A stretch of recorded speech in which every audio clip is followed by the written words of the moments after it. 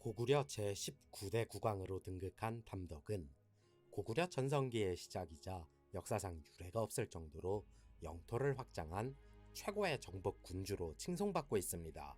그의 공식 호칭은 국강상 광개토경 평안호 태왕으로 삼국사기에서는 줄여서 광개토 태왕이라 표기했고 현대에 이르러 광개토 대왕이라 불리게 되었는데 당시의 호칭인 태왕을 붙여 광개토 태왕이라 불리기도 합니다.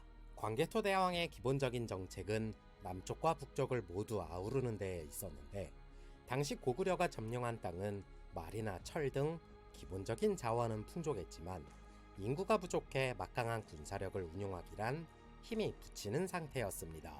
그런데도 남쪽으로는 백제를 정벌하고 북쪽으로는 선비족을 비롯해 거란족을 정벌하는 등 엄청난 군사적 운용 능력을 보여주게 됩니다.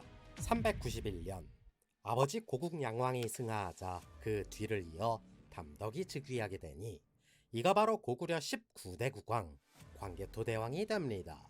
즉위 후 곧바로 군대를 재정비해 본격적인 정복 사업을 추진하기 시작했는데 그 첫 번째 신호탄은 군사 4만을 이끌고 그해 7월 백제를 공격한 일이었습니다. 광개토 대왕이 직접 군대를 이끌고 남하하자 당시 백제 국왕이었던 진사왕은 담덕이 싸움을 잘한다고 전해 들었는데 큰일이구나 하며 걱정하는 모습을 보여주었고 실제로 석현성을 비롯해 한강 이북의 영토를 점령하였습니다. 2달 뒤인 9월에는 일부 군대를 나누어 서북쪽 방면에 있는 거란족을 정벌하도록 지시하였고 약 한 달 뒤 10월이 되자 관미성으로 진격해 그곳을 밤낮으로 20일간 공격하여 점령하게 됩니다. 관미성의 위치는 정확한 근거가 없어 모두 추측만 하고 있는 상태이나 대부분 파주 오두산성, 예성강 하구, 강화 교동도 등을 언급하는데 전략적으로 매우 중요한 역할을 하는 성이었습니다. 아무튼 한강 북쪽 지역 대부분을 차지한 광개토 대왕이 북상해 서북쪽 전선으로 합류하자 백제는 진사왕의 뒤를 이어 아신왕이 즉위했습니다.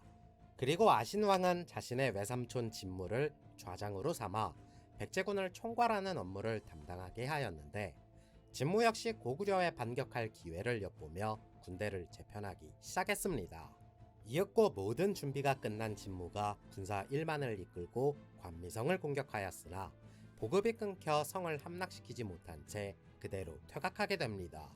그리고 394년이 되자 아신왕은 직접 군사를 이끌고 북상하니 광개토 대왕이 직접 군사를 이끌고 남하해 수곡성에서 격퇴했으며 395년 진무가 재차 쳐들어오자 광개토 대왕 역시 재차 남하해 진무를 막아내기에 이릅니다.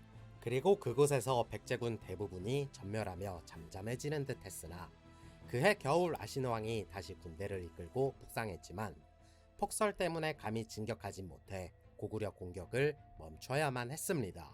한편 서북방 지역에서 거란족과 계속 대치하며 국지전을 펼치고 있던 찰나 광개토 대왕은 직접 철갑 기병부대라 불리는 개마무사를 이끌고 거란족을 공격하기 시작했고 시라무렌 강과 라호어 강을 아우르는 거란족을 대부분 정복하고 돌아오게 됩니다.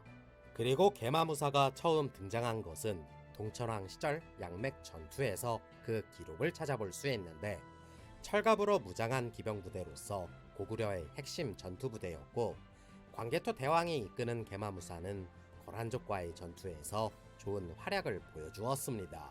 396년 광개토 대왕은 거란족 정벌이 모두 끝나자 말머리를 돌려 후방에서 자꾸 자신들을 귀찮게 하는 백제를 완전히 토벌하기 위해 대대적으로 남하하기 시작했고 이 공격으로 백제의 수도가 함락될 위기까지 맞게 되는데 육로와 수로 양동작전을 펼쳐 지상에서는 아단성, 미추성 등을 함락시키며 남하했고 수군은 후방으로 내려가 지금의 전라남도 일대를 점령했습니다.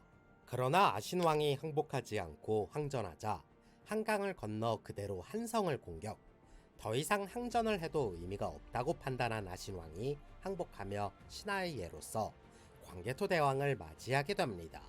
그러나 아신왕은 광개토 대왕이 돌아가자 곧바로 고구려와 싸울 연합군을 창설하게 되는데 자신의 태자를 외나라에 보내 동맹을 맺었으며 한강 이남에서 백제, 가야, 외 연합군이 한데 모여 다시 한성을 되찾기는 했으나 그 끝은 매우 좋지 못했습니다. 백제를 정복한 후 군대를 돌려 그대로 유동까지 점령하였으며 고구려는 기세를 몰아 동북방 변방을 지키는 숙신족을 정탐하기 시작했고, 고구려의 강성함에 기가 죽은 숙신족은 스스로 조공을 바치겠다 하는 등 고구려에 병합되었습니다. 399년 고구려에 대해 항복하긴 했으나 언제든지 복수할 생각만 가득했던 아신왕은 대대적으로 군사를 일으키고자 했으나 고구려의 기상에 크게 겁을 먹은 주민들이 모두 주변국으로 도망치기 시작했습니다. 그래서 아신왕은 외와 손을 잡고 고구려를 공격하려 하였으나 마땅치 않아 먼저 신라를 공격해 그들을 굴복시켜 한반도 이남에서의 영향력을 확대하고자 했습니다.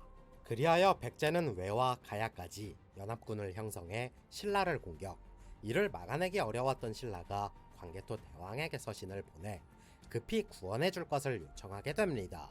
그래서 자신들이 군사를 일으켜 남하한 사이 후연이 공격할까 우려해 조공하겠다며 거짓으로 사신을 보냈지만, 후연 황제 모용성은 자신들을 모욕할 셈이냐며 사신을 투옥하곤 신성과 남소성을 공격해 점령하게 됩니다.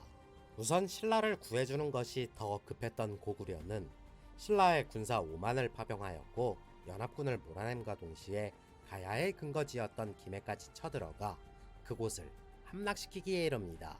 404년 백제의 빌부터 자신들을 짜증나게 만드는 외를 잡기 위해 광개토 대왕은 또다시 군사를 일으키게 됩니다.